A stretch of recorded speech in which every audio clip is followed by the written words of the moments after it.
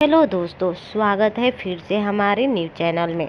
पवन सिंह आ गए हैं नए गाने के साथ तहलका मचाने। जी हां, भोजपुरी इंडस्ट्री के पावर स्टार पवन सिंह हमेशा अपने गानों और फिल्मों की वजह से चर्चाओं में बने रहते हैं, पर आए दिन हिट पर हिट मूवी और गाने गाते हैं।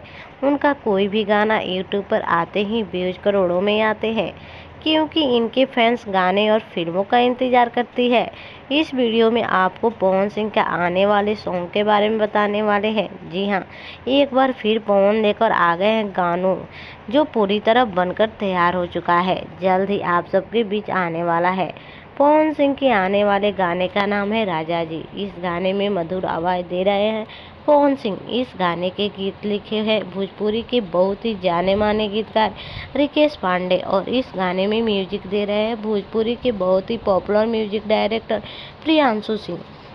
इस गाना बहुत जल्द आप सबके बीच आने वाला है, तो आप सब पवन सिंह का ये गाना जरूर देखिए और प्यार और आशीर्वाद दें। इसी के साथ हम अपना वीडियो समाप्त करते हैं। अगर आपको हमारी वीडियो अच्छी लगी हो तो वीडियो को लाइक करें, कमेंट करें, शेयर करें और हमारे चैनल को सब्सक्राइब करना बिल्कुल भी ना भूलें। धन्यवाद।